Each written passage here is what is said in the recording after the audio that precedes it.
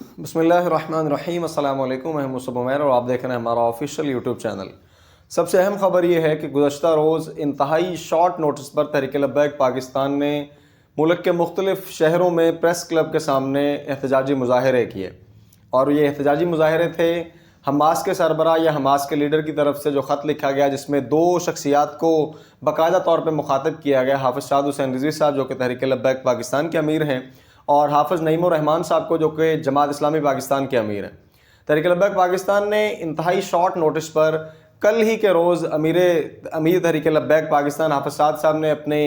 جماعت کو حکم دیا، اور وہ ملک کے مختلف شہروں میں کراچی، فیصل آباد، اسلام آباد، راولپنڈی اور گجرانوالا، اسی طرح سے مختلف شہروں میں، چھوٹے بڑے شہروں میں، ہر ایک شہر کے اندر پریس کلب کے سامنے مظاہرے کیے گئے۔ اور یہ مظاہرے جو ہے یہ فلسطین بھائیوں سے اظہار یکجہتی کے لیے تھے، یہ اسرائیلی ظلم و بربریت کے خلاف تھے، یہ حکومت وقت کو للکارنے کے لیے تھے، یہ مظاہرے جو ہے حکومت کو یہ احساس دلانے کے لیے تھے کہ ایک امت مسلمہ میں ایک وطن جب پس رہا ہو، جو سارے کے سارے مسلمان رسول اللہ صلی اللہ علیہ وسلم کی حدیث کے مطابق جسد واحد کی طرح ہے، تو پورے جسم میں تکلیف محسوس ہوتی ہے، جسم کے کسی ایک ٹکڑے میں تکلیف ہو۔ ان مسلمانوں کی فکر اور ان مسلمانوں کے لیے آواز بلند کرنا یقیناً ایک ایمان والے کے ایمان کا حصہ ہے اور ایمان والے کے ذمہ ہے۔ تو یہ مظاہرے پورے ملک کے اندر تحریک لبیک پاکستان نے فوری طور پہ کر کے دکھایا اور اس بات کو ثابت کیا کہ تحریک لبیک پاکستان ملک کی ان بڑی جماعتوں میں آتی ہے جن کے پاس ایک اسٹرانگ اسٹریٹ پاور ہے، اور وہ اپنے حقوق منوانے کا پورا جو ہے حوصلہ اور پوری ہمت رکھتی ہے۔ اس کے علاوہ 25 اکتوبر کا الٹیمیٹم تھا تحریک لبیک پاکستان کی طرف سے، جو کراچی میں ان کے ساتھ رینجرز کی طرف سے اور سندھ حکومت کی طرف سے ناروا سلوک کیا گیا تھا۔ اس پر 25 اکتوبر گزر گئی، لیکن جو 3 مطالبات کیے گئے تھے وہ تینوں مطالبات نہیں مانے گئے۔ ان میں سب سے پہلا بنیادی مطالبہ تھا جو مفتی قاسم فخری صاحب جو تحریک لبیک کراچی کے امیر ہیں، ان کو گرفتار کیا گیا تھا، ان کے سمیت تمام کارکنان کو رہا کیا جائے، یہ مطالبہ تھا۔ اسی طرح جو ان کے ایک کارکن کو شہید کیا گیا، ان کے مجرموں کو باقاعدہ طور پہ تحقیقات کے بعد فوجداری عدالت کے تحت ان پہ مقدمہ دائر کیا جائے، یہ دوسرا مطالبہ تھا۔ اور تیسرا مطالبہ تھا کہ جن لوگوں نے رینجرز کے جن اہلکاروں نے گولیاں چلائیں ان کو فوری طور پہ معطل کیا جائے۔ وہ 25 والا الٹیمیٹم ختم ہوا، لیکن اس کے باوجود وہ مطالبات نہیں مانے گئے۔ اب وہ مطالبات نہیں مانے گئے تو کل کراچی پریس کلب کے سامنے ایک بڑا مظاہرہ دوبارہ دیکھنے کو ملا۔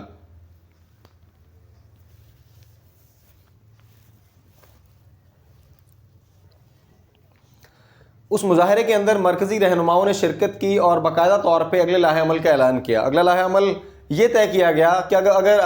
اب بھی ان مطالبات کو نہ مانا گیا تو یہ احتجاج جو ہے یہ صوبے تک یا سندھ تک محدود نہیں رہے گا، کراچی تک محدود نہیں رہے گا، بلکہ پورے ملک کے اندر مختلف شاہراہوں پر اور مختلف سڑکوں پر اور پورے ملک کے اندر ہم احتجاجی مظاہرے کریں گے، اور جب تک ہمارے کارکنان کو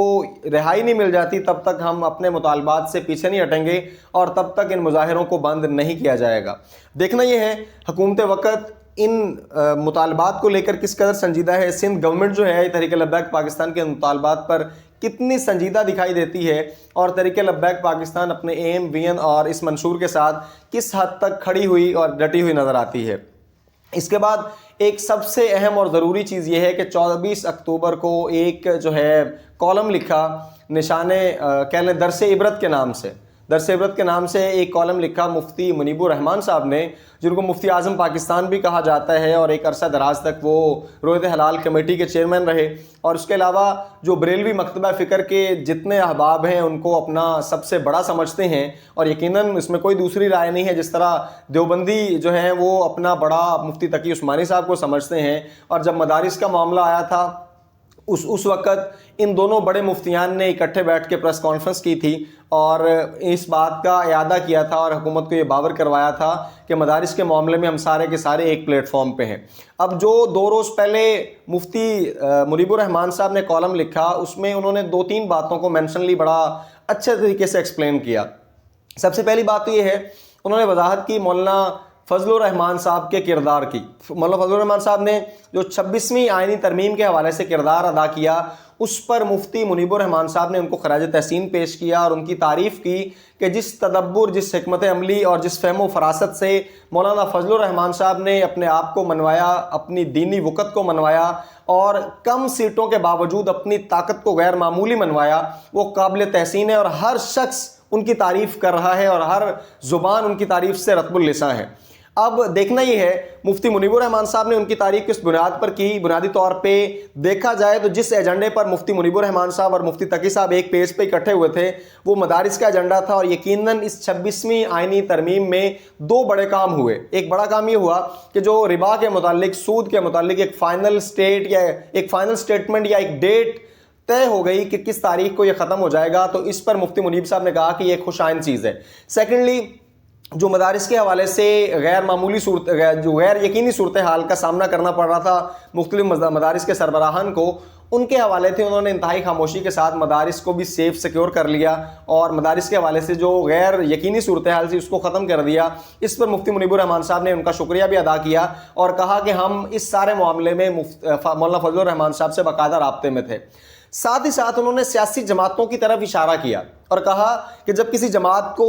تنقید برائے اصلاح بھی کی جاتی ہے تو لوگ اس لیے ڈرتے ہوئے اصلاح کرنے کی یا اس تنقید کی زد سے نکلتے ہیں کہ ان کے فالوور جو ہیں یہ فوری طور پہ ان کے بارے میں مضطرب ہو جائیں گے، ان کے خلاف کھڑے ہو جائیں گے۔ تو کہا مرتا کیا نہ کرتا، ہمیں حق بیان کرنا ہے۔ انہوں نے اشارہ کیا جو بڑی مذہبی سیاسی جماعتیں ہیں کہ جن جماعتوں نے اپنے آپ کو، اپنی معراج جو ہے وہ احتجاجوں کو اور دھرنوں کو سمجھ لیا ہے، ان کو سمجھنا چاہیے کہ کہیں نہ کہیں اقتدار کے اندر آ کر معمولی اور چھوٹی طاقت سے بھی آپ اپنے بڑے جو ہے آپ کے جتنے بھی بڑے کام ہوتے ہیں آپ ان کو منوا سکتے ہیں، آپ غیر معمولی طور پر پرفارم کر سکتے ہیں اور مولانا فضل الرحمان صاحب کی طرح آپ اپنے کاموں کو بآسن طریقے سے سر انجام دے سکتے ہیں۔ اب دیکھا جائے تو یہ اشارہ دو طرح سے ہے۔ ایک تو مذہبی سیاسی جماعت کے طور پر یہ اشارہ یقیناً جماعت اسلامی کے لیے ہے کہ انہوں نے ہمیشہ 75-77 سال ہو گئے ہیں، سب سے پرانی جماعت، سب سے جمہوری جماعت، سب سے کہہ لیں ایک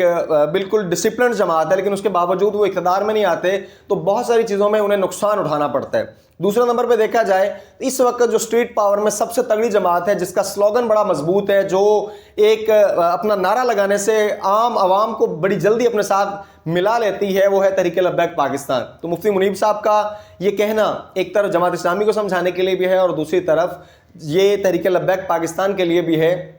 کہ اب ہمیں ان چیزوں سے باہر نکل کے عملی طور پہ سوچنا ہوگا اور فہم و فراست سے مولانا فضل الرحمان صاحب کی طرح کام لیتے ہوئے اپنے ایجنڈے کو آگے لے کے بڑھنا ہوگا، اپنے مطالبات کو منوانا ہوگا اور اپنی اس اسٹریٹجی کو چینج کرنا ہوگا، اپنے طریقہ کار پر کام کرنا ہوگا، تاکہ آنے والے وقت میں جس طرح مولانا فضل الرحمان صاحب نے اپنے مخالفین کے منہ سے بھی اپنی تعریفیں نکلوائیں، اسی طرح سے آنے والے وقت میں اور دینی جو بیسک 2-3 پرپسز تھے ان کو پورا کروایا، جس پر ان کو صرف ان کے اپنے حلقوں سے نہیں بلکہ ہر طرح کے حلقوں سے خراج تحسین پیش کیا جا رہا ہے۔ تو بنیادی طور پہ مفتی منیب الرحمان صاحب جس درجے کے آدمی ہیں، ان کی اس بات کو دونوں جماعتوں کو سمجھنا چاہیے، جماعت اسلامی پاکستان کو بھی اس بات سے سبق حاصل کرنا چاہیے اور یقیناً تحریک لبیک پاکستان کو بھی اس بات پر غور کرنا چاہیے کہ مفتی منیب الرحمان صاحب کی یہ ہدایات، یہ نصیحت بڑی قیمتی ہے اور اس پر انہیں یقیناً ضرور کام کرنا چاہیے۔ اس کے علاوہ اگر بات کی جائے 26ویں آئینی ترمیم کے بعد کیا تحریک لبیک پاکستان پر کوئی گھیرا تنگ ہونے والا ہے؟ یقیناً ایک سیاسی جماعت کا رول ہوتا ہے اور ایک مذہبی سیاسی جماعت کا کردار ہوتا ہے، تو یقیناً جماعت اسلامی اور تحریک لبیک پاکستان اور جمعیت علماء اسلام، ان جماعتوں کا کردار عام سیاسی جماعتوں سے ذرا ہٹ کے ہے۔ ان پر ڈبل ذمہ داریاں عائد ہوتی ہیں کہ جہاں تک یہ ایک سیاسی جماعت کا کردار ادا کرتی ہیں، ان پر مذہب کی پوری ذمہ داری ہے۔ یہ مذہب کی نمائندگی کرتے ہوئے آگے آتے ہیں اور مذہب کو باقاعدہ طور پہ اپنا اوڑھنا بچھونا بنا کے لوگوں کو دکھاتے ہیں اور یقیناً ان کو پھر اس پہ عمل پیرا بھی ہونا ہوتا ہے۔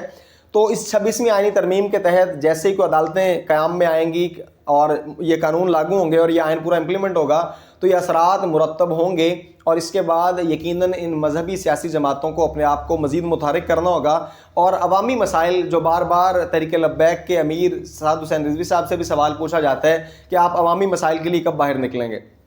جب آپ کو سیاست کرنی ہے تو آپ کو ہر طرح کے ایجنڈے پر کام کرنا ہوتا ہے۔ یقیناً تحریک لبیک پاکستان ختم نبوت کے ایجنڈے پر فرنٹ لائن پر کام کرتی ہے، اسی طرح عوامی مسائل پر، ہر طرح کے مسائل پر آواز اٹھانی ہوگی اور ہر اس جگہ پہ ان ظالموں کے خلاف کھڑا ہونا ہوگا جہاں پہ عام آدمی کا، ایک عام غریب کا حق مارا جا رہا ہوگا۔ تو پھر کہیں نہ کہیں ایک مذہبی حق ادا کرنے کے ساتھ ساتھ ایک سیاسی جماعت ہونے کا حق بھی ادا کیا جائے گا۔ یہ 2-3 باتیں تھیں جن کو ڈسکس کرنا بنتا تھا۔ تحریک لبیک پاکستان گزشتہ روز بہترین احتجاجی مظاہروں کے بعد اب دیکھتے ہیں اگلا لاہ عمل کیا ہے، تحریک لبیک کراچی کے حوالے سے مزید کیا پیش رفت ہوتی ہے۔ انشاءاللہ جیسے ہی کوئی مزید خبر ملتی ہے آپ کے سامنے ضرور رکھیں گے۔ اپنا بہت سارا خیال رکھیے گا، آئندہ ملیں گے انشاءاللہ ایک نئی ویڈیو کے ساتھ، تب تک کے لیے السلام علیکم۔